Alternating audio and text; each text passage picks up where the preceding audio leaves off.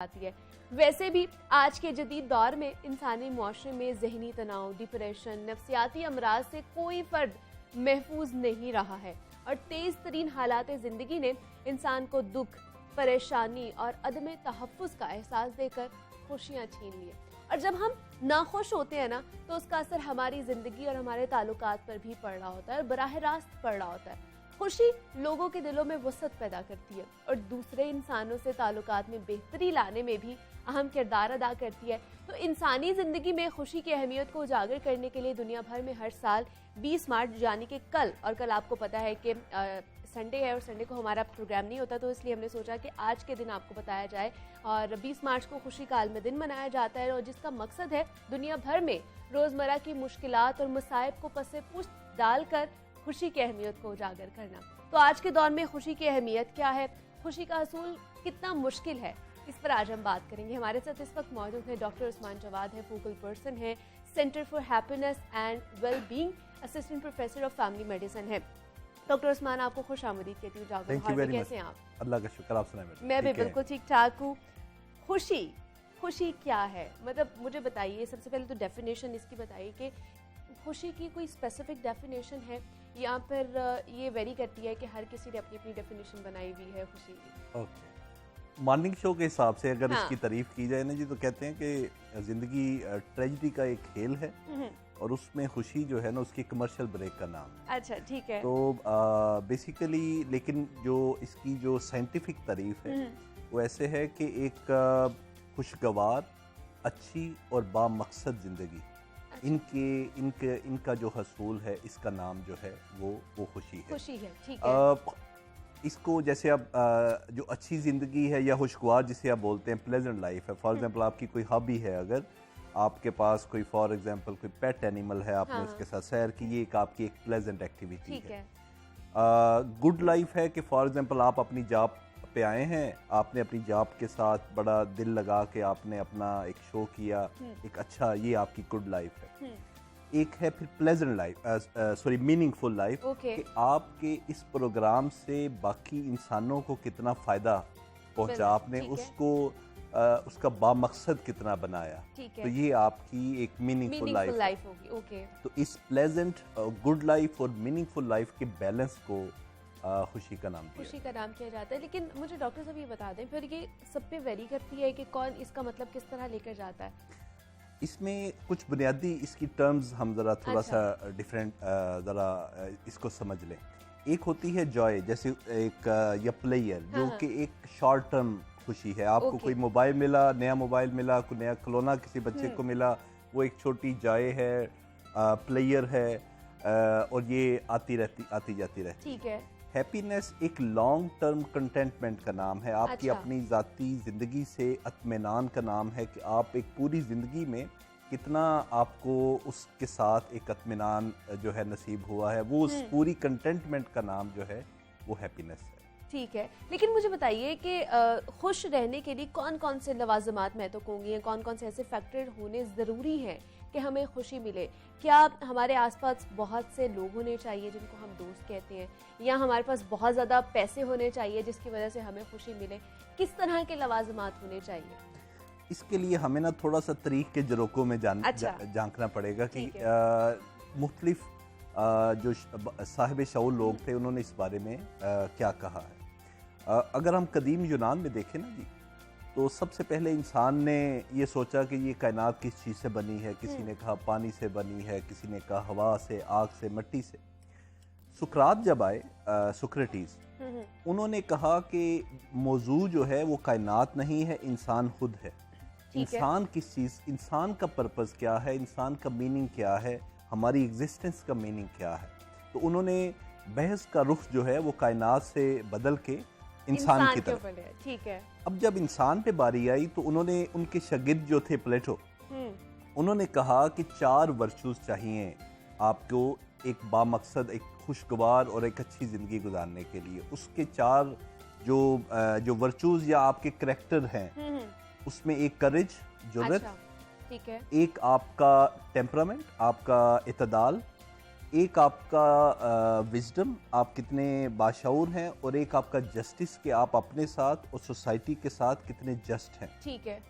उनके जो शागिर्द थे अरिस्टो, उन्होंने कहा अलबत्ता कि ये इसके साथ हमें कुछ सोशल कनेक्टेडनेस, कुछ वेल्थ, ये भी चीज़ें इन 4 फजाइल के साथ ज़रूरी है। तो आपका जो है ना कि जी क्या ये चीज़ें ज़रूरी हैं, तो इसका जवाब अरिस्टोटल ने दिया कि हाँ ये ज़रूरी इस सेंस में है, फॉर एग्जांपल के मनी जो है, वेल्थ जो है, ये इटसेल्फ गुड या बैड नहीं है, अलबत्ता इसका इस्तेमाल जो है ये वो आप हो सकता है आप मिलियनेयर हों, हाँ। और आपने अपने आप संभाल के रखा हुआ है, तो वो आपकी अच्छी लाइफ नहीं है। अलबत्ता अगर वो वेल्थ आप यूज़ करते हैं दूसरे इंसानों की फलाह बहबूद के लिए, अच्छा। आप उस वेल्थ का अच्छा इस्तेमाल आपको खुशी की तरफ लेके जाता है। अच्छा। वेल्थ का होना या ना होना खुशी की तरफ नहीं है, वो आप किस मकसद के लिए इस्तेमाल करें, वो इस्तेमाल जो है, हाँ। और आपकी जो सोशल कनेक्टेडनेस है, आपके दोस्त हैं, आपकी फैमिली, 4 वर्चूज मैंने गिनवाए,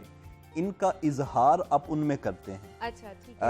आप अपनी करेज का इजहार, जैसी बात है कमरे में बैठ के करेज का इजहार तो नहीं करेंगे ना, आप करेज का इजहार किसी एक सेटिंग में करेंगे। आप किसी जगह अपना कोई, अगर आपको कोई लगता है कि ये बात हक के से परे है, आप उस पर इख्तलाफ का इजहार, आप करेज का इजहार करते हैं। ठीक है। आप जस्ट भी रहते हैं कि अच्छा मैं अपनी इस बात से लोगों में एक इंसाफ पसंदी का तासुर भी लेके आऊं। आप वाइज भी रहते हैं, आप टेम्परामेंट भी रहते हैं। आप ये नहीं कि आपने फॉर एग्जांपल, इसको एक छोटी सी मैं आपको ना मैडम एक मसाल से वाज़ह करता हूँ। फ़र्ज़ करें आप एक गाड़ी में आज आ रहे हैं इधर आपके जागो लाहौर के प्रोग्राम में, अच्छा। आपके साथ आपके को बड़ा ही अजीज को बैठा हुआ है, एक गाड़ी आपको क्रॉस करती है, ठीक है, और आपको हल्का सा उसको गाड़ी के बम्पर पे आपको कोई लग भी जाता है, बड़ी तेजी से वो जा रहा होता है, आपको बड़ा गुस्सा चढ़ता है। ऐसी बात है, फर्स्ट रिएक्शन जो है आपका कि ये इसने कैसी बेहूदगी की है कि मुझसे ऐसे जो है, आप उस गाड़ी उसके पीछे आप लगा देते कि मैं इसको ना रोक के इसको मैं पूछूं कि बताऊं कि ये इसने ऐसा क्यों किया। आप देखते हैं कि वो गाड़ी आगे जाके ना हॉस्पिटल की इमरजेंसी की तरफ मुड़ जाती है। अच्छा, ठीक है।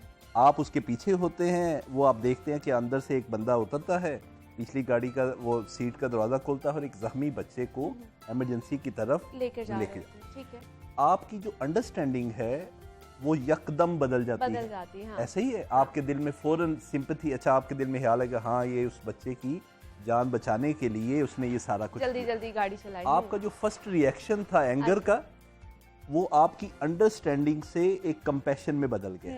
तो कई दफ़ा आपको जो फौरन रिएक्ट करना होता है, वो अगर आप सिर्फ उसको थोड़ा टाइम दें तो आप समझेंगे कि आसपास के लोग जो हैं उन सब की भी एक कोई स्टोरी है, उन सब का भी एक जागो लाहौर का प्रोग्राम जो है वो अपनी ज़िंदगी में चल रहा है। हाँ। तो आपने जब उनको अंडरस्टैंड किया, आप में खुद कंपैशन आ जाता है कि आपने दूसरों के साथ हमदर्दी के साथ या सिंपैथी के साथ आपने जब जीना सीख लिया, तो ये भी एक खुशी का एक ज़रिया है कि आपने अपने जज्बात में टेम्परामेंट, इतदाल लाए, फ़ौरन रिएक्ट नहीं किया, सोचा कि हाँ इसकी क्या ऐसी वजह हो सकती है कि इसको ऐसा हुआ, और उसको जब आपने अंडरस्टैंड किया तो आपको लगा कि ये सारा लोग जो हैं ये फितरत में, ये फितरत के दायरे में ना सब मेरे जैसे हैं, ये सब दुख के दायरे में बह रहे हैं। और वो एक फलसफी थे शोपेनहावर, वो कहते थे कि compassion is the basis of all morality, यानी आप सिर्फ इस दायरे में आप अगले को सिर्फ कंपैशन दे सकते हैं, हमदर्दी,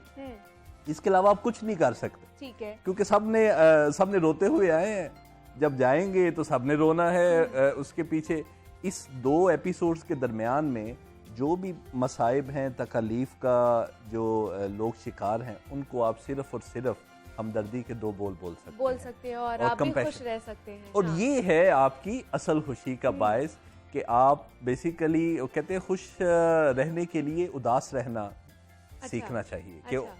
कि आप उदासियों के साथ कैसे रहना है, खुश रह सकते हैं। लेकिन आज के देखें अगर तो जनरेशन, अगर आज की नौजवान नस्ल में देखें तो उनमें बड़ी नाउमीदी पाई जाती है, या वो कहते हैं कि हमें किसी चीज़ से खुशी नहीं मिलती, और उन्होंने बड़ी ऑब्जेक्टिफाई कर दी हुई है अपनी खुशी को। मतलब अगर हमें सोशल मीडिया की अगर बात करी जाए कि सोशल मीडिया पर अगर हमें अच्छे कमेंट आएंगे, अच्छे लाइक्स आएंगे तो हमें बहुत ज़्यादा खुशी होगी, किसी अच्छे ब्रांड के हमने कपड़े पहने होंगे तो हमें ज़्यादा खुशी होगी, किसी अच्छे ब्रांड में जाके अच्छे रेस्टोरेंट में जाके खाना खाएंगे तो ज़्यादा खुशी होगी।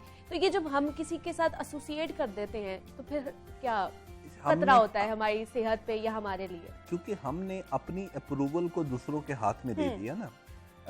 मुझे अपना सेल्फ कॉन्फिडेंस नहीं है तो मुझे अगर 10 लाइक्स मिल गए तो इसका मतलब मैं समझूंगा कि हाँ, ये 10 लोगों की अप्रूवल है मेरे बारे में, ये ज्यादा ऑथेंटिक है मेरी अपनी जात की राय के बारे की निस्बत। सो एक तो अपनी जात को दूसरों की राय से आजाद करना, ये अपना एक सेल्फ फ्रीडम जिसे आप कह लें, या सेल्फ एक्चुअलाइजेशन कह लें आप इसे, कि अपना आपका कीमती होने का एहसास। आप यूनिक हैं, मैं यूनिक हूँ, इस स्टूडियो में बैठा हर शख्स अपनी ज़ात में एक यूनिक पर्सन है। उस यूनिकनेस को आपने उसको किसी की अप्रूवल नहीं चाहिए, अच्छा। किसी का वो लाइक्स और कमेंट्स या इस तरह की कोई चीज़ नहीं चाहिए। वो आपकी एक जॉब का हिस्सा है। हाँ ओके जी, अच्छा जी आपने ये वीडियो लगाई यूट्यूब पे, ओके बात अच्छी होगी, उसको लाइक्स मिलते हैं। आपकी ज़ात को अलबत्ता आपने अपनी ज़ात का शऊर खुद से लेना है, आपने खुद में कितना कॉन्फिडेंट है, और वो आता है आपके इल्म से। मैडम अच्छा, वो कहते हैं जी कि नॉलेज इज़ वर्चू। आपकी इल्म जो है वो इल्म आपको सिखाता है कि आप जो है आपका शऊर किस सतह पे है। तो आपने अपने इल्म को बढ़ाएं, इल्म के नतीजे में अपने ख्यालात का कंट्रोल आएगा, और ख्यालात के कंट्रोल में अपने एक्शन कंट्रोल में आएगा। ठीक है जी। Doctor Usman Jawad, happiness expert, हमारे साथ मौजूद है। डॉक्टर उस्मान बहुत थैंक यू वेरी मच। मैं एक्सपर्ट नहीं हूँ, मैं इसका तालिब इल्म हूँ इस फील्ड का। ठीक है, तो बहुत शुक्रिया डॉक्टर उस्मान आपका कि आप यहाँ पर आए हैं, और हैप्पीनेस के हवाले से खुशी क्या है, किस तरह हासिल हो सकती है, उस हवाले से हमने बात की। उम्मीद करते हैं कि आज का सेगमेंट आपको पसंद आया होगा। यहाँ पे एक छोटी सी ब्रेक लेते हैं, आपने कहीं नहीं जाना, मिलते हैं इस ब्रेक के बाद।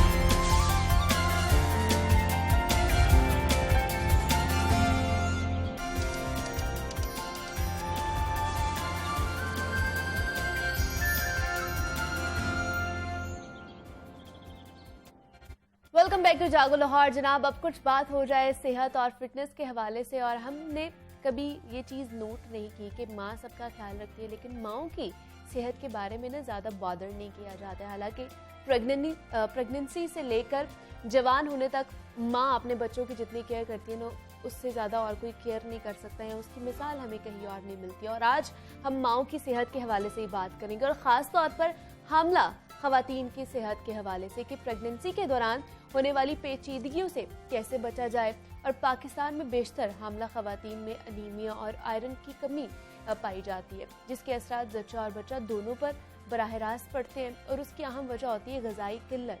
ख़वातीन प्रेगनेंसी के दौरान वो खुराक ही नहीं खाती हैं जो उन्हें खानी चाहिए। तो हामला ख़वातीन को प्रेगनेंसी प्लान करने से पहले और प्रेगनेंसी के दौरान किन एहतियाती तदाबीर को अपनाना चाहिए, हमल के दौरान कौन कौन सी पेचीदगियाँ हो सकती है और उनसे कैसे हम बच सकते हैं, इस पर आज हम बात करेंगे। हमारे साथ इस वक्त मौजूद हैं डॉक्टर माहीन अनवर हैं, कंसल्टेंट गायनाकोलॉजिस्ट हैं। डॉक्टर माहीन, आपको खुश आमदीद कहती हूँ जागो लाहौर में। कैसी हैं आप? मैं ठीक ठाक। डॉक्टर माहीन, सबसे पहले तो हमने बात करनी है कि ख़वातीन की क्या क्या कॉम्प्लिकेशंस हो जाती हैं जब उन्होंने प्रेगनेंसी के दौरान, मतलब बहुत से मसाइल होते हैं, बहुत सी कॉम्प्लिकेशन सामने आ जाती है। लेकिन ख़वातीन जो हमल अभी प्लान कर रही हैं उनको क्या एडवाइस करेंगी? सबसे पहले एडवाइस से शुरू कर लेते हैं कि अगर वो प्लान कर रही हैं तो कौन कौन सी एहतियाती तदाबीर अपनाएं कि जो कॉम्प्लिकेशंस हैं, मसाइल हैं, ये कम से कम हो सके। जी बिल्कुल, बहुत सी एहतियाती तदाबीर इख्तियार करके काफ़ी कॉम्प्लिकेशन से बचा जा सकता है। ठीक है। सबसे इंपॉर्टेंट बात तो ये है कि जो ख़वातीन प्लान कर रही हैं कंसीव करने के लिए, उनको फोलिक एसिड की टैबलेट का लाजमी इस्तेमाल करना चाहिए। 3 महीने पहले से अगर वो शुरू कर दें तो उससे काफ़ी ज़्यादा बच्चे के जो एसाबी और दिमागी मसाइल होते हैं, जिनको न्यूरल ट्यूब डिफेक्ट्स कहा जाता है, उनसे बचा जा सकता है। उनका रिस्क काफ़ी हद तक कम हो जाता है।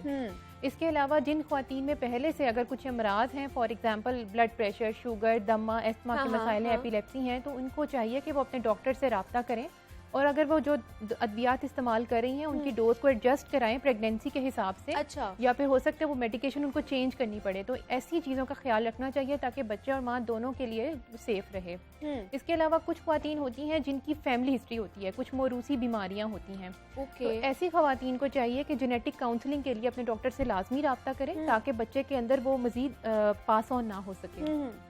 इसके अलावा एक और अहम बात जो मैं बताती चलूँ कि मोटापे की वजह से बहुत सी पेचीदगियाँ होती हैं हमल के दौरान। तो जो ख्वातीन ओवर वेट हैं या ओबीज हैं उनको चाहिए कि अपने वेट कंट्रोल की तरफ तवज्जो दें ताकि वो काफ़ी ज़्यादा कॉम्प्लिकेशन से बच सकें।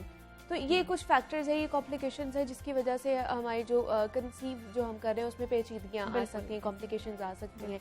लेकिन मुझे बताइए इसके अलावा और कौन कौन सी कॉम्प्लिकेशंस हैं जो बहुत कॉमन है, ख़ासतौर पर अगर पाकिस्तान की बात की जाए तो यहाँ पर बहुत ज़्यादा पाई जाती हैं? बिल्कुल। सबसे पहले तो मैं हमल के शुरू के दिनों से बात स्टार्ट करती हूँ, क्योंकि हमल के शुरू में खास तौर पर जो पहले 3 महीने होते हैं उसमें मिसकैरेज या हमल ज़ाया होना ये बहुत कॉमन चीज़ है। तकरीबन हर 5 में से 1 खातून का हमल ज़ाया हो जाता है। अच्छा। इसके लिए ये है कि हमल जब शुरू से ही डॉक्टर से रब्ता करें और जो अद्वियात हैं या अल्ट्रासाउंड जो एडवाइस करते हैं उसके मुताबिक जो है ना वो चलना चाहिए। इसके अलावा हमारे मुल्क में भी और ओवरऑल दुनिया में भी ब्लड प्रेशर और शुगर का जो कि हमल के दौरान होता है और हमल के बाद ठीक हो जाता है, इसका भी रेशो काफ़ी ज़्यादा बढ़ रहा है। अच्छा, मतलब ये बहुत कॉमन है या ये सब में ही होता है? ये कॉमन होना शुरू हो गया है। अच्छा। क्योंकि कुछ ग़िज़ाई फैक्टर ऐसे हैं इस वजह से। तो ब्लड प्रेशर और शुगर तकरीबन 5वें महीने से शुरू होता है और डिलीवरी के बाद ठीक होता है। तो इसके लिए डॉक्टर से मुसलसल राब्ते में रहना चाहिए, ब्लड प्रेशर और शुगर का कंट्रोल जो है वो होना चाहिए और उसके मुताबिक दवाई भी लाजमी लेनी चाहिए। मतलब ये क्या प्रॉब्लम पहले से ही होती है या सिर्फ प्रेगनेंसी के दौरान ये शुगर या फिर ब्लड प्रेशर का मसला सर उठाता है? ये 2 तरह के होते हैं मसाइल। कुछ ब्लड प्रेशर और शुगर जिन ख्वातीन को क्रॉनिक होता है वो पहले से होता है, लेकिन जिसको हम कहते हैं जेस्टेशनल डायबिटीज या जेस्टेशनल हाइपरटेंशन वो 5th मंथ से स्टार्ट होता है, 5th के बाद भी स्टार्ट हो सकता है और डिलीवरी के बाद वो ठीक हो जाता है। अच्छा। तो इसको हम कहते हैं PIH या GDM और इसके लिए जो है ना वो डॉक्टर से रब्ता करें, उसको मॉनिटर करें, उसके मतलब मेडिसिन लें उसके अकॉर्डिंग। तो ये बहुत ज़रूरी होता है कि इन कांटेक्ट रहें डॉक्टर के साथ और अपने ब्लड प्रेशर शुगर का ध्यान रखें। और इसके अलावा ये है कि खून में जो क्लॉट जम जाता है, DVT जिसको कहते हैं, ये भी काफ़ी कॉमन मसला है। इसके लिए भी मुसलसल राब्ते में रहना चाहिए और इन्वेस्टिगेशंस अपनी प्रॉपर करवानी चाहिए। तो ये मोटे मोटे मसाइल हैं, पेचीदगियाँ हैं जो हो सकती हैं। ठीक है। और दूसरा मुझे बताइए, हम कहते हैं कि जब प्रेगनेंसी के दौरान हम लोगों की जो ग़िज़ा है, खुराक है, उसका बहुत ज़्यादा एक इम्पॉर्टेंट रोल है जो वो प्ले करती है। लेकिन ख़वातीन में कौन कौन सी न्यूट्रिशन डिफिशेंसी हो जाती है, किस तरह की न्यूट्रिशन उन्हें चाहिए होती है प्रेगनेंसी के दौरान? जी बिल्कुल, इसके ऊपर बात करना बहुत ज़रूरी है। प्रेगनेंसी में एक बैलेंस डाइट लेना बहुत अहम होता है। एक अच्छी डाइट लेनी चाहिए जिसमें प्रोटीन्स हो, आयरन हो, कैल्शियम हो, विटामिन D हो। इसके अलावा कार्बोहाइड्रेट्स और फैट्स भी मुनासिब मिकदार में लेनी चाहिए। इसके लिए ये है कि जो रेड मीट होता है जिसमें कलेजी और इसके अलावा मटन, बीफ हो गया। इसके अलावा हरे पत्ते वाली सब्जियां जैसे कि साग और पालक है, ये आयरन रिच डाइट्स होती हैं, तो इनके ऊपर ज़रूर तवज्जो देनी चाहिए। ये डाइट्स लाजमी लेनी चाहिए। इसके अलावा दालें, ताज़ा फल, ताज़ा सब्जियाँ, इन सब का इस्तेमाल करना चाहिए। और मैं आपको बताती चलूँ, फलों में जो केला, सेब, खजूर, अनार और नाशपाती, इनके अंदर हाई क्वांटिटीज ऑफ आयरन होती हैं। तो ये वाली डाइट जो है, ये वाले फल जो है ना वो ज़रूर लेने चाहिए। लेकिन अब जैसे मौसम चेंज हो रहा है डॉक्टर माहीन, तो इसमें फिर किस तरह के खाने खाएं और किस तरह की फ्रूट्स और वेजिटेबल्स खाएं? जी बिल्कुल, मैं इसीलिए बताना चाह रही थी कि जो फ्रेश फ्रूट्स हैं, जो उस मौसम के फ्रेश फ्रूट्स हैं, मौसम की वेजिटेबल्स हैं, वो ज़रूर लेनी चाहिए। जो पालक और साग है वो तो आजकल आ रहे हैं और वो हाई इन आयरन होते हैं, तो वो तो लाजमी लेना चाहिए। और इसके अलावा अपने डॉक्टर से पूछ के आयरन और कैल्शियम के सप्लीमेंट्स थ्रू आउट प्रेगनेंसी लेने चाहिए। अच्छा। इनको छोड़ना नहीं चाहिए, क्योंकि आपको पता है हमारी डाइट्स भी ऐसी हैं और कुछ डेफिशिएंसीज हो सकती हैं। तो आयरन और कैल्शियम जो है ना वो पूरी प्रेगनेंसी में लाजमी लेना चाहिए। उनको उसके ऊपर जो है ना अवॉइड नहीं करना चाहिए। हाँ। लेकिन अगर आपकी जो डाइट के थ्रू ही आपकी आयरन और जो कैल्शियम की डेफिशिएंसी पूरी हो रही है, तो क्या फिर भी हमें सप्लीमेंट्स खाने चाहिए? जी बिल्कुल, मैं इसके ऊपर बात करना चाहूँगी। ये है कि अपनी डाइट बहुत अच्छी रखें। अच्छा, ठीक है। और इसके अलावा कैल्शियम और विटामिन D के लिए दूध हो गया, दही, चीज़, बटर, ये सब लेने चाहिए। ओके। लेकिन इसके अलावा भी चूंकि प्रेगनेंसी में बहुत ज़्यादा डिमांड होती है बॉडी की, क्योंकि बेबी को भी जाना होता है और मदर की अपनी भी डिमांड होती है, तो इस वजह से सप्लीमेंट लेने चाहिए। अच्छा। सप्लीमेंट्स रिकमेंडेड हैं, तो आयरन और कैल्शियम के सप्लीमेंट ज़रूर लेने चाहिए। और एक इंपॉर्टेंट बात मैं आपको बताती चलूँ, बहुत से लोग ये गलती करते हैं कि आयरन और कैल्शियम की टैबलेट्स इकट्ठी ले लेते हैं। ओके। इसकी वजह से आयरन की एब्जॉर्प्शन नहीं होती और वो मेडिसिन ले भी रहे होते हैं, फिर भी वो आयरन डेफिशिएंट होते हैं। तो ये एक अहम बात है। और दूसरा मैं बताऊँ कि आयरन की टैबलेट जो है कभी भी आपने दूध और चाय के साथ नहीं लेनी। ठीक है। एटलीस्ट 6 से 8 घंटे का वक्फा रखना होता है, ताकि आयरन की एब्जॉर्प्शन प्रॉपर हो और एनीमिया ना हो। अनीमिया ना हो। और मतलब अगर कैल्शियम की गोली खा रहे हैं तो साथ हमें जो आयरन की गोली नहीं खानी चाहिए। मतलब उसमें फिर कितना डिफरेंस होना चाहिए? एटलीस्ट 6 to 8 आवर्स का। आप अगर आप मॉर्निंग में आयरन ले रहे हैं तो दोपहर में आप कैल्शियम लें। अच्छा, इस तरह से मतलब इसकी भी टाइमिंग रख लेंगे। अगर सुबह हम लोग खा रहे हैं तो फिर दोपहर में खा लें या शाम में खा लें कैल्शियम की। बिल्कुल ऐसे करना चाहिए। ठीक है। तो मुझे बताइए कि प्रेगनेंसी के दौरान कहते हैं कि माओ को फिर डबल खाना पड़ जाता है कि उनको अपनी खुराक या अपना खाना डबल कर देना चाहिए कि बच्चे को भी मिलना होता है, तो ऐसा है कि उनको डबल खाना शुरू कर देना चाहिए? जी, ये एक बहुत कॉमन बात है, लेकिन इस बात में सदाकत नहीं है। अच्छा। क्योंकि देखिए डबल खाने की जरूरत नहीं होती। अगर एक लेडी उनके है 2500 kilo calories for example average उनकी रिक्वायरमेंट है कैलोरीज की, तो उनको सिर्फ 300 किलो कैलोरीज एक्स्ट्रा चाहिए होती है, मतलब थोड़ी सी ज्यादा चाहिए होती है। तो इसके लिए ये नहीं है कि अगर प्रेगनेंसी स्टार्ट हुई है तो आप पराठे और इस तरह से शुरू कर दें।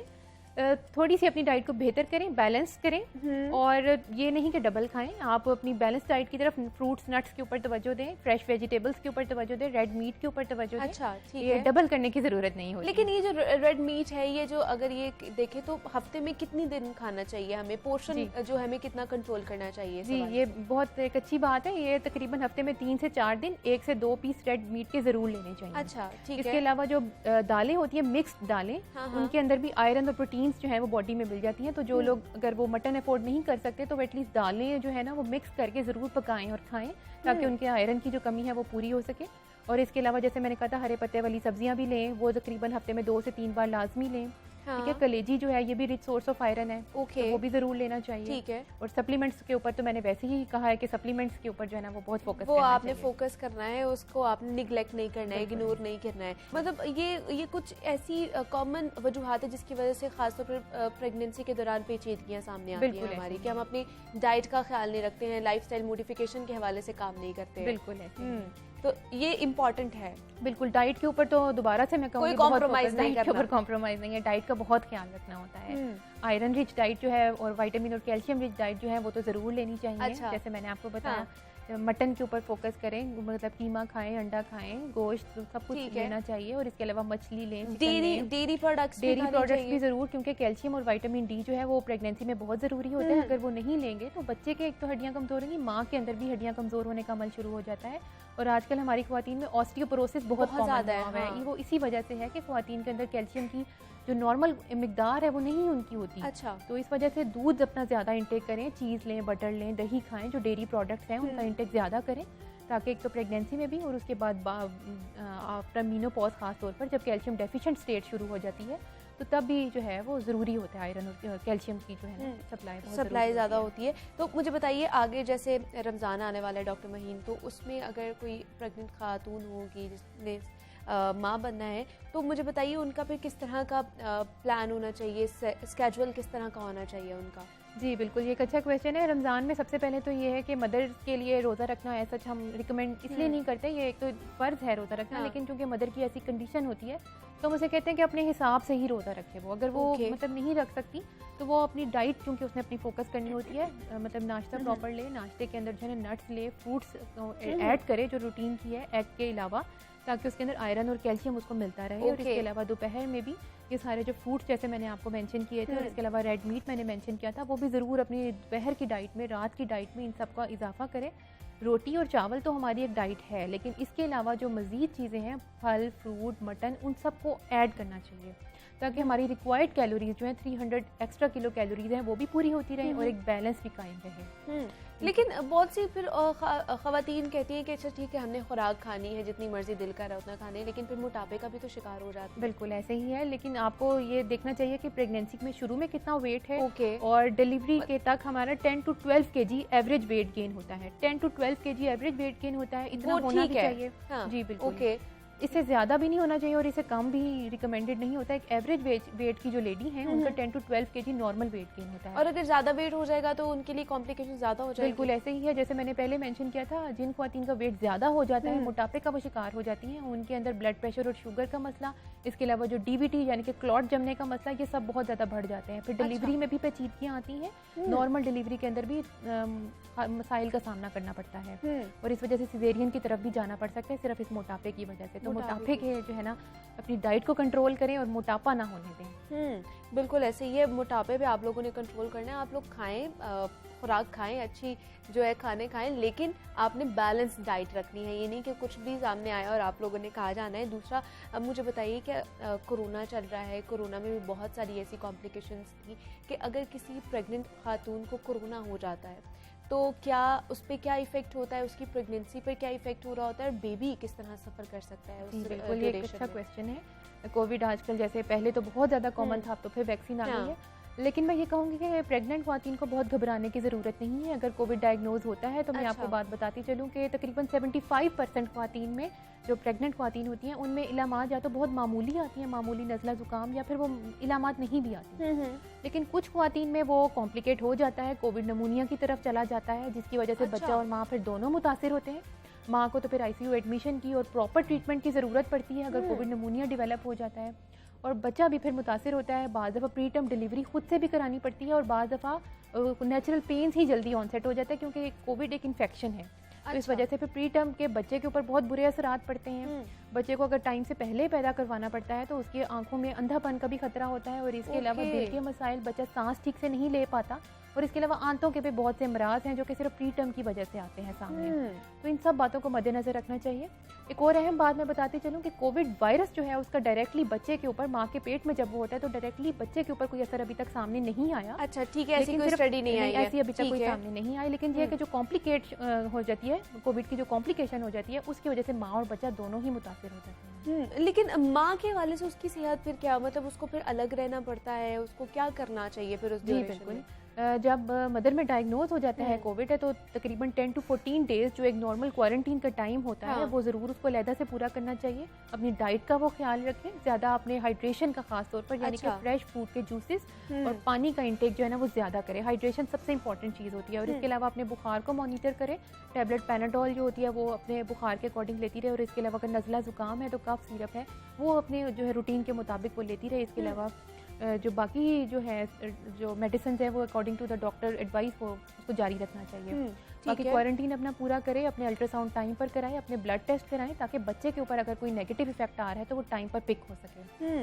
और जैसे बहुत सी खवातीन हैं, वैक्सीन आई तो बहुत घबरा गई कि हम लोगों को शायद वैक्सीन नहीं लगवानी चाहिए, कोई कॉम्प्लिकेशंस नहीं तो नहीं हो जाएंगी, तो इस हवाले से भी थोड़ा सा क्लियर करते जो आपको देख रही हैं बहुत सारी खातून। जी बिल्कुल, इसके हवाले से वाकई क्लियर करने की ज़रूरत है। मैं बताती चलूँ कि जो सब इंटरनेशनल गाइडलाइंस हैं और जो रिसर्च सामने आई है उसके मुताबिक कोविड वैक्सीन का हामला ख्वातीन पे कोई बुरा असर सामने नहीं आया। तो इस वजह से अब तो रिकमेंडेड है कि हामला ख्वातीन दोनों डोजेस की जो हैं कोविड की डोजेस वो ज़रूर लगवाएं। अच्छा, और इसके अलावा बूस्टर डोज भी 6 मंथ्स के बाद जो लगती है वो भी लाजमी लगवाएं। तो हामला ख्वातीन में कोविड वैक्सीन लगवानी चाहिए। इसका कोई साइड इफेक्ट सामने नहीं आया, बल्कि रिकमेंडेड है माँ और बच्चे की सेहत के लिए कि वो कोविड की वैक्सीन ज़रूर लगवाएं। मतलब वो लगवा सकती है, वो लगवा सकती है, कॉम्प्लिकेशन नहीं आएगी, कोई कॉम्प्लिकेशन कोई साइड इफेक्ट, सेफ है वो, बिल्कुल वो सेफ है, वो जरूर लगवानी चाहिए। और जो बच्चे मतलब ऑलरेडी हो गए हैं और माँ जो है उनको दूध पिलाती है, तो क्या उनके लिए भी सेफ है, दूध पिलाना सेफ होगा? जी बिल्कुल, ब्रेस्ट फीडिंग जो है वो सेफ है। अगर आपने कोविड वैक्सीन लगवाई है तो वो ब्रेस्ट फीडिंग आप करा सकती हैं, बल्कि इसका एक फ़ायदा भी होगा। अगर ब्रेस्ट फीडिंग मदर हैं वो वैक्सीन लगवाती हैं तो जो एंटीबॉडीज़ मदर में बनती हैं वो बच्चे में भी थ्रू ब्रेस्ट मिल्क ट्रांसफ़र हो जाएंगी।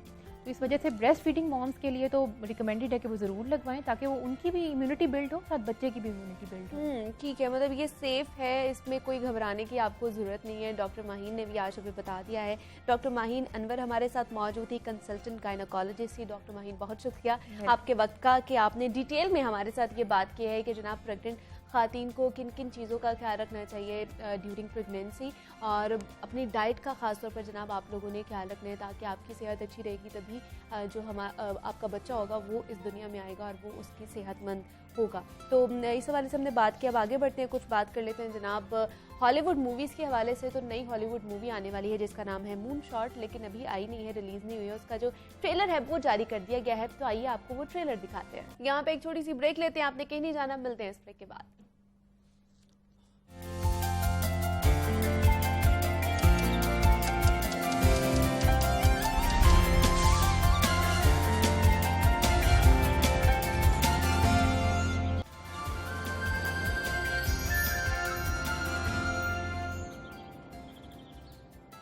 वेलकम बैक टू जागो लाहौर। जनाब अब कुछ बात हो जाए एंटरप्रेन्योरशिप और स्टार्टअप की दुनिया के हवाले से। तो एंटरप्रेन्योरशिप और स्टार्टअप का रुझान न तेजी के साथ फैलता ही जा रहा है दुनिया में और नौजवान यूनिक आइडियाज पर काम कर रहे होते हैं और कम वक्त में तेजी से कामयाबी हासिल कर रहे हैं। और हर गुजरते लम्हे के साथ दुनिया तब्दील हो रही है, ट्रेंड्स चेंज हो रहे हैं, हमारी ज़रूरियात चेंज हो रही है और ये अमल इतनी तेज़ी के साथ चल रहा है ना कि अगर हम इन ट्रेंड्स के साथ नहीं चलेंगे ना तो दुनिया से बहुत ज़्यादा पीछे रह जाएंगे। और हम भी इस सेगमेंट में आपकी मुलाकात ऐसे ही कामयाब पाकिस्तानी एंटरप्रेन्योर से करवाते रहते हैं जो कुछ मुनफरिद और इनोवेटिव आइडिया लेकर आते हैं मार्केट में और देखते ही देखते कामयाबी उनका मुकद्दर बन जाती है। और आज भी हम आपकी मुलाकात ऐसे ही मेहमानों से करवाने जा रहे हैं जिन्होंने कुछ अर्सा पहले एक आइडिया पर काम शुरू किया और अब वो एक कामयाब स्टार्टअप बन चुका है। और ये यू लर्न नामी स्टार्टअप एजुकेशन से रिलेटेड है जिसकी मदद से आप घर बैठे मयारी और कम पैसों में जदीद स्किल्स हासिल कर सकते हैं। तो ये स्टार्टअप कैसे स्टार्ट किया, कैसे शुरू किया और कैसे काम करता है, ये उन्हीं की ज़बानी जान लेते हैं। इस वक्त हमारे साथ मौजूद हैं वसीम अहमद हैं और डॉक्टर मुदस्सिर साहब हैं, फाउंडर्स हैं और डायरेक्टर हैं यू लर्न के। सर मैं आपको भी खुश आमदीद कहती हूँ, मुदस्सिर साहब आपको भी खुश आमदीद कहती हूँ। और सबसे पहले तो मैं ये जानना चाहूँगी सर कि इस आइडिया जो है ये कि घर बैठे मयारी तालीम और कम पैसों में जो है वो तालीम देनी है, किस तरह आइडिया आया आप लोगों को कि पाकिस्तान में ये काम आप लोगों ने शुरू करना है? सबसे पहले तो इस बारे में बताइए हमें। हम बेसिकली यू लर्न जो है यूके बेस्ड ब्रांड है। ओके।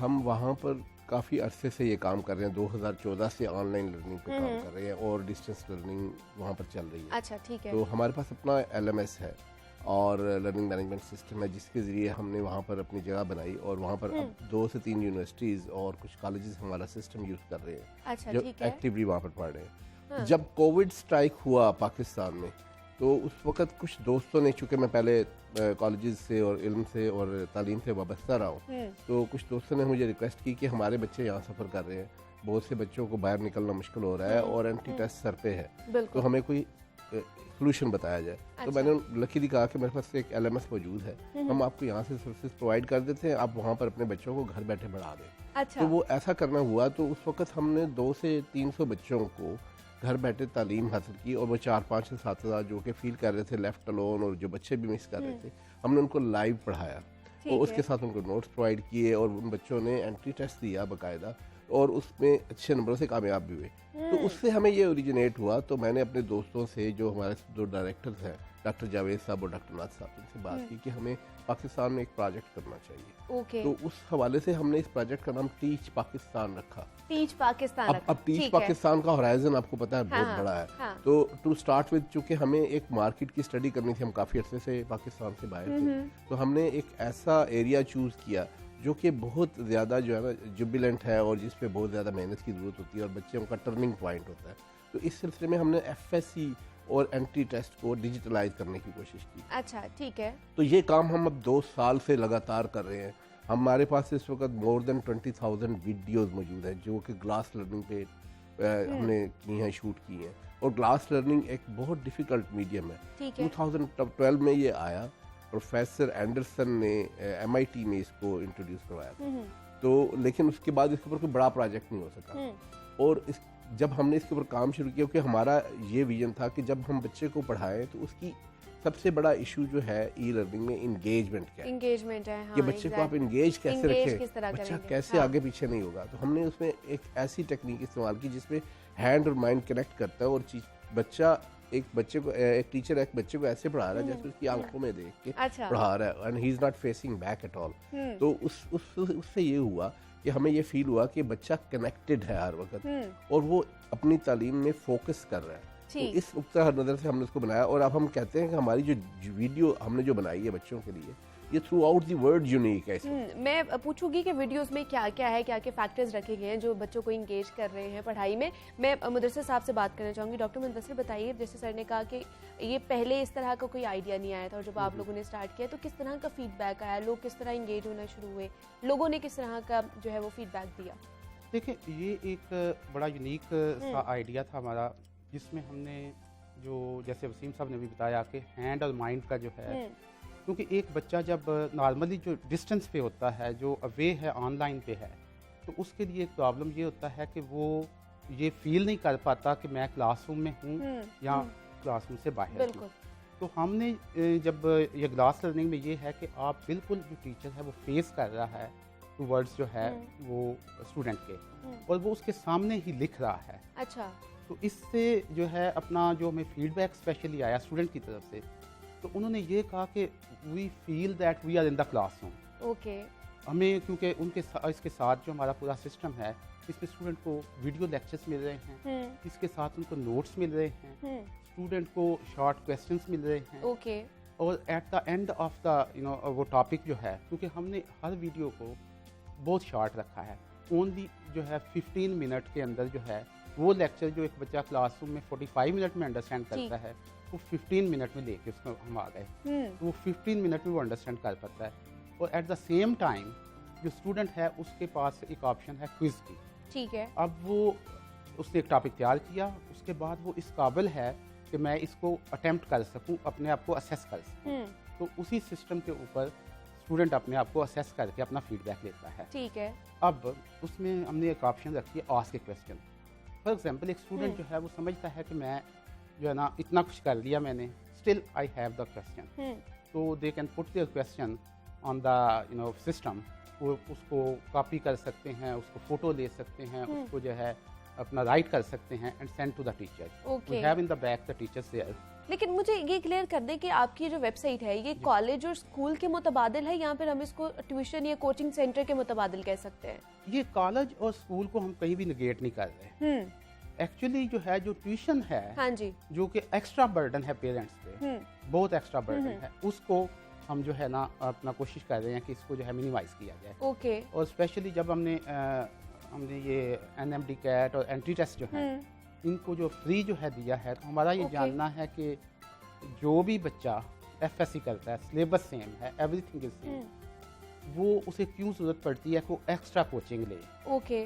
तो हमने उसको प्रिपेयर किया है according to the requirement of entry test, और बच्चों को वो जो है फ्री मिलेगा अगर वो FSC करते हैं हमारे साथ। अच्छा, मतलब इसकी कोई फीस नहीं है? कोई कॉस्ट नहीं होगी, क्योंकि हमारा ये मानना है कि एक बच्चे ने FSC की, 2 साल मेहनत की, दिन रात पढ़ा, नंबर ले लिया 1100, आया माँ बाप के पास, मैं कामयाब हो गया, ये नंबर लिए, उसको अचानक पता चलता है कि आपको तो 40% वेटेज मिलेगा, तो आपको 50% तो गेन करना है थ्रू एंट्री टेस्ट। वो उसके ऊपर एक स्ट्रेस है, एक तो ये कि मुझे फिर पढ़ना है, और जब वो टीचर के पास जाता है या किसी एकेडमी में जाता है तो वहाँ पे ये कहते हैं कि वो जो आपने पढ़ा था वो क्रैमिंग हमने आपको कराई, कंसेप्ट तो आपके डेवलप ही नहीं करवाए, तो ये सारा कुछ हम आपको इन 3 महीने में करवाएंगे। तो हम ये समझते हैं कि जो बच्चा FSC कर लेता है उसका ये राइट है कि he should be able to attempt entry test. एक तो ये कि हमने अपने कंटेंट में वो सारी चीजें जो है इंक्लूड कर दी हैं कि जो कि एंट्री टेस्ट में है, नंबर 1। नंबर 2, इसके लिए हमने स्पेशल प्रोग्राम भी तैयार किया है, जिसमें हमारे प्रोफेसर और टीचर्स हजरात जो है वो मिलके बैठ के उस बच्चों को प्रिपेयर करेंगे फॉर एंट्री टेस्ट, और उसकी एनफ प्रैक्टिस कराएंगे ताकि जब वो अपीयर हुआ एंट्री टेस्ट के अंदर तो उसको कोई प्रॉब्लम ना आए। अब इस सारे प्रोसेस में, क्योंकि एक सिस्टम ऑफ एजुकेशन है, उसको निगेट नहीं कर सकते, you can't change system in days, तो हमने क्या किया है कि हमने एक अलग से प्रोग्राम एंट्री टेस्ट का बना दिया।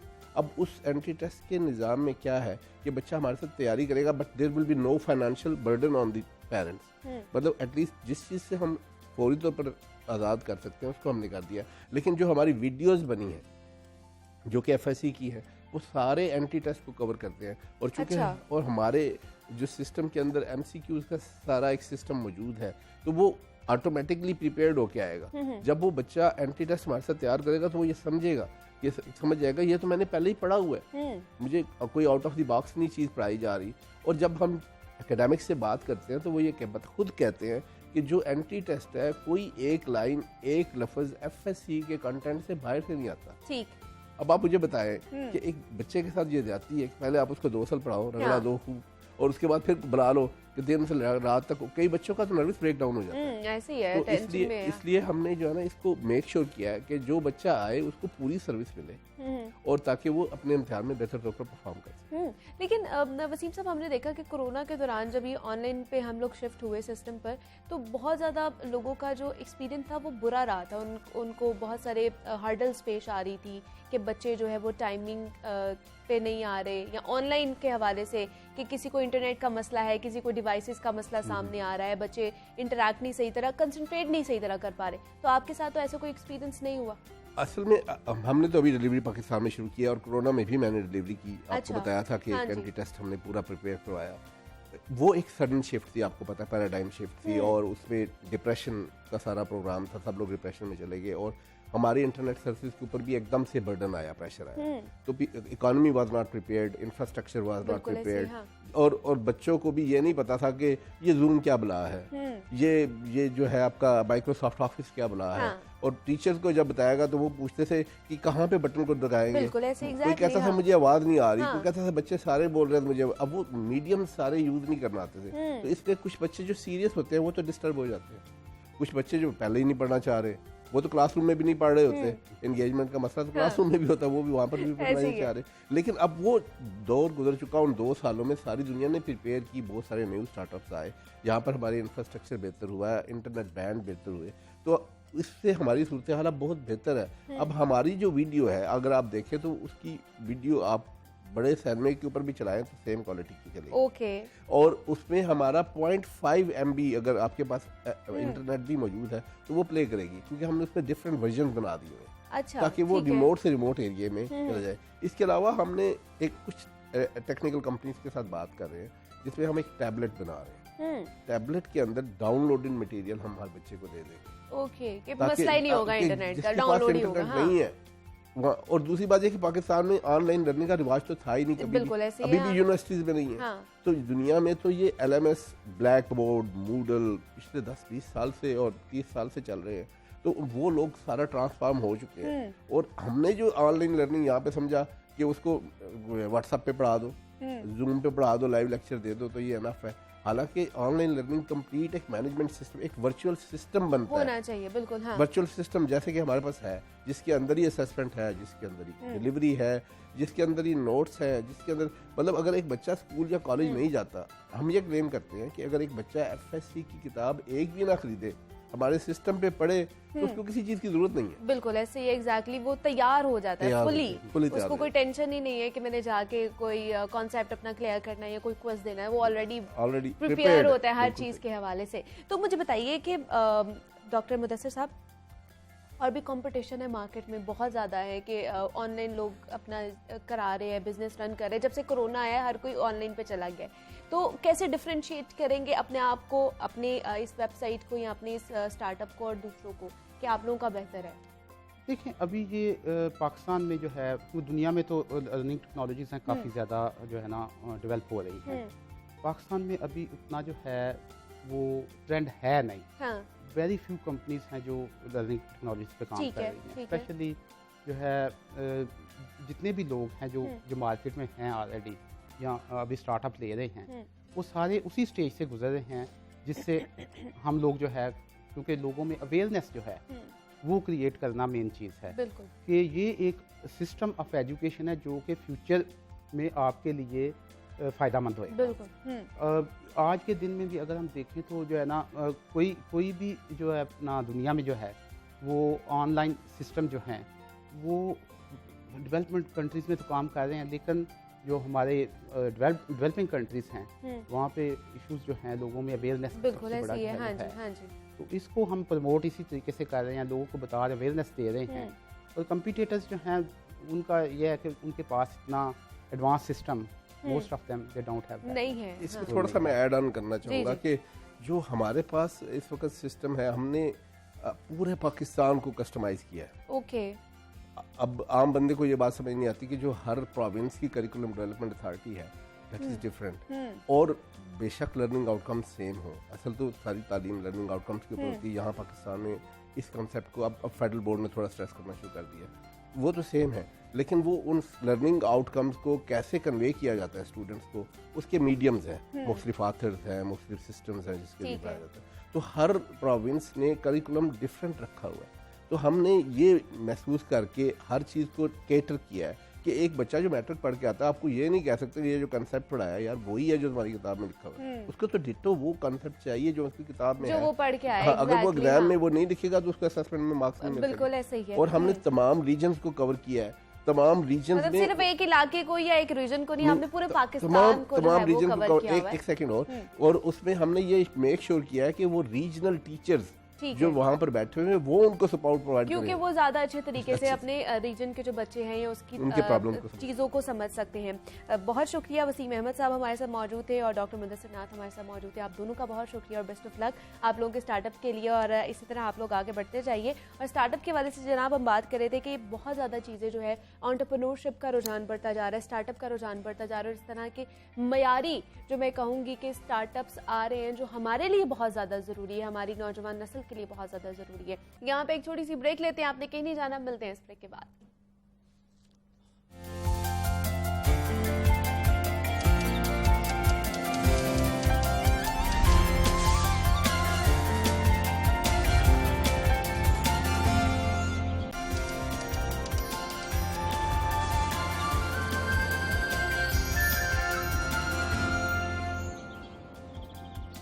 वेलकम बैक टू जागो लाहौर। जनाब ब्रेक पर जाने से पहले बात कर रहे थे हम हामला खवातीन की सेहत के हवाले से। तो जितनी ज़रूरी ना माओं की सेहत होती है उतनी अहम पैदा होने से पहले और बाद में बच्चों की सेहत भी होती है।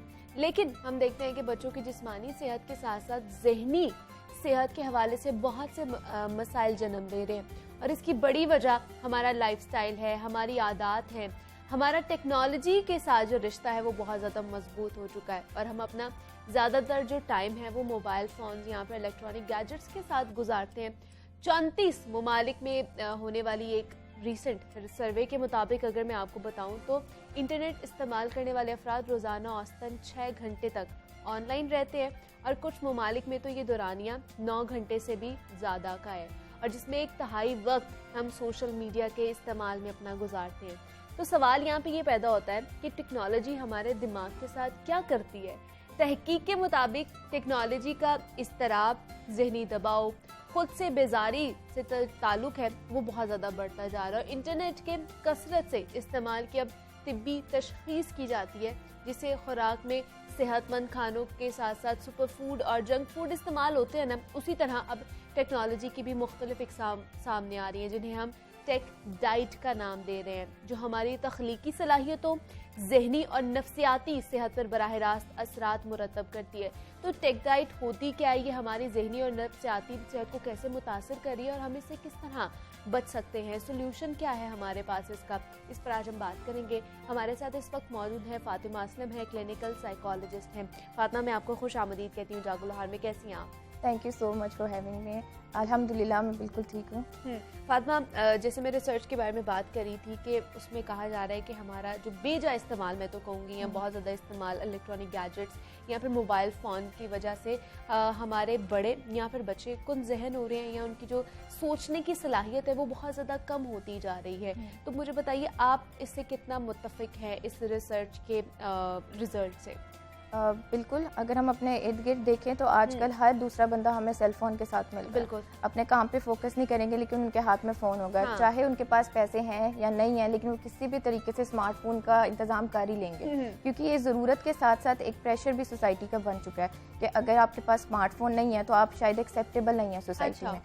तो जो बात आप कह रही हैं कि कैसे क्रिएटिविटी और प्रोडक्टिविटी जो है इससे हमारी इफेक्ट होती है, बिल्कुल होती है। क्योंकि देखिए जब आप अपनी ज़िंदगी में कुछ एक गोल्स बना लेते हैं तो आप उस पर फोकस्ड होते हैं, ठीक है। अगर आपके पास कोई ज़िंदगी में बनाने के लिए गोल नहीं है और आप सिर्फ देखा देखी जो चीज़ एक इंसान यूज़ कर रहा है आप भी वो करने लग जाते हैं, तो बेसिकली आपका फोकस और अटेंशन और कंसंट्रेशन हट जाती है और उस चीज़ से हटकर वो सारी चीज़ें आप उस स्मार्टफोन को दे रहे हैं जो कि आपकी बाकी जो ज़िंदगी की डायमेंशंस हैं उसमें ज़रूरत है। तो जब आपको इस चीज़ का पता ही नहीं है कि आप ज़िंदगी में करना क्या चाहते हैं तो आप उसके लिए प्लान भी नहीं करते हैं। बिल्कुल। और आप स्मार्टफोन में लग जाते तो आपकी कंसंट्रेशन, अटेंशन, आपका सारा फोकस सिर्फ और सिर्फ उसको यूज़ करने में, टेक्नोलॉजी सीखने में, किस तरह से उसको अपनी लाइफ में इम्प्लीमेंट कर सकते हैं उस चीज़ पे लग जाती है। तो आपकी क्रिएटिविटी, प्रोडक्टिविटी वहाँ पर बहुत इफेक्ट होती है क्योंकि आप दूसरी तरफ सोचते नहीं। आपको होता है मैं जल्दी जल्दी काम खत्म करूँ ताकि मैं स्मार्टफोन पे दोबारा अपना जो है टाइम दे सकूँ या मैं टेक्नोलॉजी से किसी भी तरीके से अपने आप को एसोसिएट कर सकूँ। तो ये कुछ वजूहात हैं जिससे हमारे, क्योंकि हम लोग सोच नहीं रहे, अपने ज़हन पे तवज्जो नहीं दे रहे हैं और हम लोग कंसंट्रेशन भी नहीं दे रहे, तो इस वजह से हम लोग कंसंट्रेशन रहती ही नहीं है। मतलब अगर बच्चों की बात की जाए वो अपने क्लासेस में वो कंसंट्रेशन नहीं दे पा रहे होते, अपनी पढ़ाई को अच्छे तरीके से टाइम नहीं दे पा रहे होते। इवन के बड़े भी जो होते हैं वो अपनी जॉब्स पे या कहीं उन्होंने जाना है अपनी बिजनेस पे उस तरह टाइम नहीं दे पा रहे होते। हमारी जो सोचें वो बहुत ज़्यादा सैचुरेटेड हो गई होती हैं इसकी वजह से ही कि हम लोग मोबाइल फ़ोन का बहुत ज़्यादा इस्तेमाल कर रहे होते हैं? बिल्कुल, मोबाइल फ़ोन क्या, आप किसी भी चीज़ का अगर बेजा इस्तेमाल करेंगे वो आपके लिए हार्मफुल ही होगी। हम लोग अपनी सोच, पहले अगर देखा जाए आज से 10 से 20 साल पहले अगर बात की जाए तो सेल फोन्स का इतना ट्रेंड नहीं था उस टाइम पर। लोग अपने साथ वक्त ज़्यादा गुजारते थे। अगर आपस में भी बैठे हुए हैं 4 लोग तो वो आपस में बात कर रहे हैं, एक दूसरे की ज़िंदगी में क्या परेशानियाँ चल रही है, मुश्किलात हैं, उसके बारे में डिस्कशन कर रहे हैं। लेकिन अगर हम आजकल देखें तो 4 लोग अगर साथ बैठे भी हैं तो वो सेल फोन्स यूज़ कर रहे हैं। हम क्वालिटी टाइम स्पेंड नहीं करें, ना हम फैमिली के साथ स्पेंड करें, ना हम अपने साथ स्पेंड करें।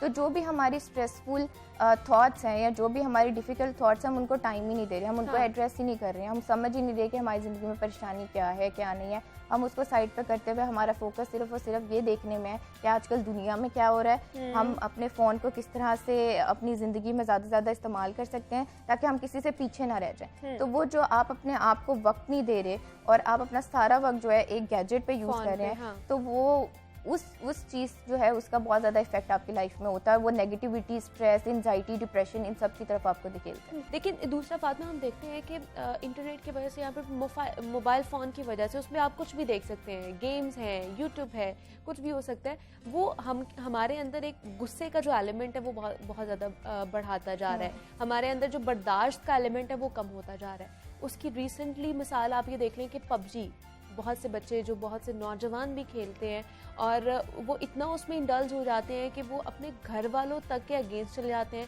इवन कि उनको कत्ल तक कर देते हैं। इस तरह के केसेस आपने भी सुने होंगे। तो ये भी एक एडिक्शन की, और ये कौन सी फॉर्म है एडिक्शन की? अच्छा, ये एडिक्शन के साथ है तो हम इसमें अगर ऑब्सेशन की बात करें तो वो भी चीज़ है।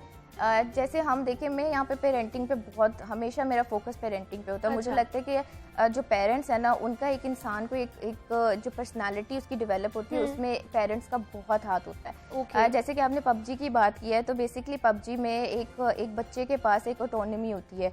वो आराम से अपने हिसाब से जो सिनेरियोज है वो क्रिएट करके उस तरह से जो है उससे प्लेजर ले सकता है। हम लोग क्या करते हैं एज अ सोसाइटी, हम लोग बच्चों को ऑटोनॉमी नहीं देते, आज़ादी नहीं देते उनको। जैसे कि हर एज में एक सर्टेन नीड है ऑटोनॉमी की। एक छोटा बच्चा है, आप उसको ज़ाहिर है घर के फैसलों में तो नहीं बिठाएंगे, आप उसको आज़ादी कैसे दे सकते हैं कि जब आप उसके लिए कपड़े सिलेक्ट कर रहे हैं तो आप उसको साथ खड़ा कर लें कि आज आप ये पहनना चाहोगे या नहीं पहनना चाहोगे। अगर वो स्कूल जा रहा है या टॉयज़ खरीदने जा रहा है तो आप उसकी भी बीच में पसंद शामिल कर लें। तो उससे क्या होगा, उसको एक सेंस ऑफ ऑटोनॉमी मिलेगी, उसको पता चलेगा कि मेरी भी कोई एक हैसियत है, मेरी भी एक आज़ादी है जिसको मैं अपनी ओपिनियन रख सकता हूँ। जब हम ऐसा इन्वायरमेंट प्रोवाइड नहीं करते ना, और ऐसी गेम्स जब सामने आती हैं और हमें मुहैया होती हैं, तो उस टाइम पे फिर बच्चे उस चीज़ को, उससे फैसिनेट होते हैं बहुत ज़्यादा। अच्छा। और वो समझते हैं कि ये जो गेम है ना, इसमें वो सारी ज़रूरतें जो मुझे रियल लाइफ में नहीं मेरी पूरी हो रही, वो इस गेम के थ्रू मैं पूरी कर सकता हूँ। And they get obsessed with the character कि अच्छा, अगर मैं यहाँ पर ये चीज़ अचीव कर सकता हूँ तो अल्टीमेटली मैं ये बाकी अपनी रियल लाइफ में भी अचीव कर सकता हूँ। अच्छा। तो वो जो एसोसिएशन, वो जो कंडीशनिंग होती है वो थोड़ी सी नेगेटिव हो जाती है उस साइड पे। और क्योंकि वो एडिक्शन से ज़्यादा वो ऑब्सेशन की तरफ जाता है, क्योंकि ऑब्सेस्ड होते हैं उस कैरेक्टर से, और फिर रियल लाइफ में भी वो उसी चीज़ को इमेजिन करना स्टार्ट करते हैं और अपनी लाइफ को उसी तरह से जो है गुजारना स्टार्ट कर देते हैं। जैसे आपने पबजी की बात की है तो उसमें भी एक ऑटोनॉमी है कि यू कैन किल एनीवन, बल्कि आपको टास्क दिया जाता है कि आपने अगर सर्वाइव करना है तो यू हैव टू किल। अच्छा, अब बच्चे ने वहाँ से लर्न कर लिया, अब उसके घर में अगर थोड़ा से भी कोई लड़ाई झगड़ा हो रहा है या उसकी कोई बात नहीं सुन रहा, तो उसकी कंडीशनिंग ऑलरेडी वहाँ पर डेवलप हो चुकी है और वो वही चीज़ें जो उसने वहाँ पर सीखी हैं और जहाँ से उसको लगता है कि हाँ मैं इतना काबिल हूँ कि मैं इसका इस तरह से मुकाबला कर सकता हूँ, तो फिर वो उसी तरीके से अपने घर में रियल लाइफ में भी ये चीज़ें करता है। तो आप इसकी रूट देखें, बहुत सारे लोग हैं जो गेम्स खेलते हैं, लेकिन कुछ लोग हैं जो इस हद तक जाते हैं। अगर उन कुछ लोगों की हिस्ट्री देखी जाए या उनके घर का माहौल देखा जाए तो उसमें से कुछ ना कुछ ऐसी बात ज़रूर निकलती है जहाँ पे वो सप्रेस हो रहे होते हैं, जहाँ पर उनको आज़ादी नहीं होती कि वो अपनी ओपिनियन रख सकें। या वो हमारे यहाँ तो ये भी बहुत मुश्किल होता है कि हम अपनी पसंद की फील्ड चूज़ कर लें। अगर अम्मी ने कह दिया डॉक्टर बनना तो डॉक्टर ही बनना, चाहे आपका इंटरेस्ट है या नहीं है। तो फिर जब इतना सप्रेस होते हो तो फिर आपकी कोपिंग इस तरह से निकलती है। आप इस तरह की चीज़ें, आप इस तरह की गेम्स वगैरह ढूंढते हो जहाँ से आप अपनी एनर्जी चैनलाइज कर सको। मतलब पेरेंटिंग का भी बहुत एक अहम रोल है, बहुत ज़्यादा रोल है पेरेंटिंग के वाले से भी। इवन के पेरेंट्स को भी टेक्नोलॉजी के बारे में सिखाना चाहिए और फिर पेरेंट्स आगे से बच्चों को टेक्नोलॉजी के हवाले से सिखाएं कि किस तरह आपने उसका इस्तेमाल करना है। बिल्कुल, और कितना इस्तेमाल करवाना है आपने, कौन सी गेम्स है जो आप दिखा सकते हो, कौन सी गेम्स है जो आप उनको रोक सकते हैं उससे। तो ये कुछ चीज़ें हैं जो एज अ पेरेंट बहुत ज़रूरी है समझने के लिए और बच्चों को भी समझाने के लिए। हम लोग क्या कर रहे हैं, कार्टून्स का ये कंटेंट नहीं देख रहे, लेकिन बच्चा बस कार्टून देख रहा है। अब उसका कंटेंट क्या है, वो उसमें क्या दिखा रहे हैं, क्या बच्चे में इनकलकेट कर रहे हैं, क्या डाल रहे हैं बच्चे में, वो चीज़ें नहीं नज़र आ रही। बस बच्चा कार्टून देख रहा है तो वो स्पेंड करे। इसी तरह गेम्स, डिफरेंट गेम्स हैं, आप ये देखें कि नेचर ऑफ गेम क्या है, कंटेंट क्या है गेम का। ये तो रिसर्चेस भी कहती हैं कि अगर ऐसी एग्रेसिव आप गेम्स खेलते हो तो आपके अंदर एग्रेशन आता है। अगर आप बहुत ज़्यादा वायलेंस देखते हो टीवी पे तो तब भी आपके अंदर एग्रेशन आता है। तो ये जितनी वायलेंस की गेम्स है, एक ये और एक और मुझे याद पड़ती है GTA वाइस सिटी एक गेम होती थी, उसमें भी यही चीज़ थी। उस टाइम पे भी बहुत केसेस आए थे कि बहुत ज़्यादा नॉर्मलाइज कर दिया गया था इस चीज़ को, कि लोगों ने मानना स्टार्ट कर दिया था। अगर कोई रास्ते में भी सड़क पे भी कोई थोड़ा सा भी तनाज़ा हो रहा है तो उस पर भी मार पिटाई और ये सब चीज़ें शुरू हो जाती थी, क्योंकि वो लोग इस चीज़ को कंसीडर करते थे कि हम लोग इस चीज़ में बिल्कुल ठीक हैं, वी हैव ऑटोनॉमी कि हम ये चीज़ कर सकते हैं, हमने सर्वाइव करना। तो सर्वाइवल का जो मेन पर्पस है वो यही है जो हमने गेम्स और कार्टून से सीखा है। तो आई थिंक पेरेंट्स को इस चीज़ पे बहुत ज़्यादा चेक एंड बैलेंस रखना चाहिए और बच्चों को आगे बढ़ के उनकी शख्सियत में ये चीज़ ना आए, इस चीज़ का ख्याल रखना है। तो अभी से इस चीज़ पे फोकस। लेकिन फिर कहाँ से वो सीख सकते हैं कि हमने टेक्नोलॉजी के हवाले से उसके डिसएडवांटेजेस या एडवांटेजेस का पता करना है, सीखना है? आप क्या सजेस्ट करेंगे, किस तरह करना चाहिए इस हवाले से? टेक्नोलॉजी के बारे में अगर आपने सीखना है तो टेक्नोलॉजी ही सिखा सकती है उस बारे में। अगर बच्चे वो चीज़ें यूज़ करके इंफॉर्मेशन ले रहे हैं तो आप भी टेक्नोलॉजी यूज़ करके ले सकते हो। इसके अलावा सेमिनार्स, इतनी वर्कशॉप्स इस चीज़ों पे होती हैं, आप उस वहाँ पर जाके ये चीज़ सीख सकते हो। इसके अलावा प्रोफेशनल हेल्प भी ले सकते हो। अच्छा। हमारे यहाँ ये होता है कि जी आपने अगर प्रोफेशनल हेल्प लेनी है, कोई क्लिनिकल साइकोलॉजिस्ट, काउंसलर या साइकेट्रिस्ट के पास अगर आप जा रहे हो तो जी आप में कोई जहनी मसला, आप तब भी जा सकते हो। हालांकि आप इसके अलावा आप बहुत सारी और वजूहत है जिसके लिए आप काउंसलर या क्लिनिकल साइकोलॉजिस्ट के पास जा सकते हो। आप प्रॉपर साइको एजुकेशन ले सकते हो क्लिनिकल साइकोलॉजिस्ट से कि मैं कैसे अपने बच्चे का ये बिहेवियर जो है वो ख़त्म करवा सकती हूँ, या मैं कैसे एज अ गुड पेरेंट उसके सामने पेश हो सकती हूँ, या मैं किस तरह से उसकी जो परवरिश है उसको अच्छे तरीके से कर सकती हूँ। तो हमारे यहाँ पेरेंटहुड मुझे लगता है एक बहुत इम्पॉर्टेंट लाइफ का पार्ट है और बहुत इंपॉर्टेंट रोल है, लेकिन उस पर इतना फोकस नहीं किया जाता। लेकिन क्या आपको नहीं लगता कि टेक्नोलॉजी के एडवांटेजेस और डिसएडवांटेजेस के हवाले से हमें अपने सिलेबस में डाल देना चाहिए ताकि बच्चे वहीं से पढ़कर आएं? बिल्कुल, ये चीज़ तो स्कूल से, क्योंकि बच्चा बहुत ज़्यादा टाइम जो है वो स्कूल में स्पेंड करता है। एग्जैक्टली। और अगर आप स्कूल में ऐसे टॉपिक्स पे बात करते हैं या आप काउंसलर्स रखते हैं वहाँ पर स्कूल पे, स्कूल साइकोलॉजिस्ट रखते हैं, आजकल बल्कि हायर करना स्टार्ट कर दिया स्कूल साइकोलॉजिस्ट या काउंसलर्स, तो आपको वहाँ से बहुत हेल्प मिल सकती है। वो वर्कशॉप या सेमिनार्स कंडक्ट करा सकते हैं जिससे वो अवेयरनेस दे सके बच्चों को, पेरेंट्स के लिए, टीचर्स के लिए, कि आप किस हद तक टेक्नोलॉजी यूज़ कर सकते हैं, कितने उसके फ़ायदे और कितने नुकसानात हैं, कौन सी चीज़ें जो आप टेक्नोलॉजी से गेन कर सकते हो, कौन सी चीज़ें जो आपके लिए नुकसान दह हो सकती हैं। तो ये चीज़ें स्कूल से, पेरेंट्स, इवन के आप जब फ्रेंड्स में भी बैठे हुए हो तो तब भी आप एक ग्रुप एक्टिविटीज़ दे सकते हो। आप खुद से बच्चों को ये टास्क दे सकते हो कि जाओ और एक्सप्लोर करो कि टेक्नोलॉजी के क्या एडवांटेजेस और डिसएडवांटेजेस हैं। जब बच्चा खुद से सर्च करता है ना तो उसको उस चीज़ को डिफेंड करना, उसके साथ एविडेंस, क्योंकि उसने आगे जाके 4 लोगों को और वो बात बतानी है, तो वो उसका कोई ना कोई एविडेंस भी देखेगा, उसके लिए कोई बातचीत भी ढूंढेगा और उसको खुद भी वो चीज़ समझ आएगी और वो दूसरों को भी इस चीज़ को समझाने में काबिलियत महसूस करेगा।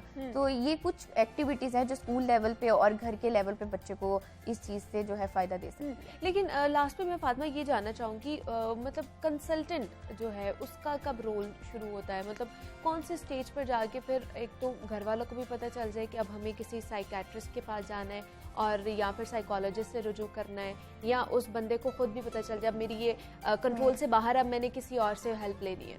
अच्छा, यहाँ पर हम यही सजेस्ट करते हैं कि पहले खुद कोशिश कर लें। अच्छा, क्योंकि एक इंसान सबसे अच्छे तरीके से खुद को जानता है और उसको पता है कि कौन सी चीज़ें मुझे इसमें हेल्प कर सकती हैं और कौन सी चीज़ें हेल्प नहीं कर सकती। तो ये चीज़ बड़ी इंपॉर्टेंट है कि पहले आप खुद स्टार्ट करें। उसके लिए ये है, आपको बहुत इजीली जो है वो इंटरनेट से भी टिप्स मिल जाती हैं, ठीक है। और आप वैसे भी पेरेंट्स जो है वो सब, मैं कहती हूँ पेरेंट्स सबसे अच्छे साइकोलॉजिस्ट होते हैं, उनको पता है हमने बच्चे को कैसे हैंडल करना है। अगर उनसे नहीं हो रहा है हैंडल तो आप प्रोफेशनल हेल्प लेने के लिए आ सकते हैं। ठीक है। और आप जब आपको लगे कि बच्चा बहुत ज्यादा यूज टू हो रहा है, वो खुद आके भी इस चीज की कंप्लेन कर रहा है कि मैं छोड़ने की कोशिश कर रहा हूँ लेकिन मेरे से नहीं हो सक रहा, तो अगर तो बच्चे ने रिपोर्ट कर दिया तो बहुत ही अच्छी बात है। इसका मतलब उसको इस चीज की इंसाइट है, तो वो जब वो चाहता है कि मैं इससे जो है वो डिस्कनेक्ट हो जाऊं, मैं अपनी लाइफ जो है दोबारा से मैं रिवाइव कर सकूं। ठीक है जी, फातिमा असलफ क्लिनिकल साइकोलॉजिस्ट हमारे साथ मौजूद थी। फातिमा, बहुत शुक्रिया आपके वक्त का, आप यहाँ पर आई और डिटेल में आपने गुफ्तगू किया हमारे साथ।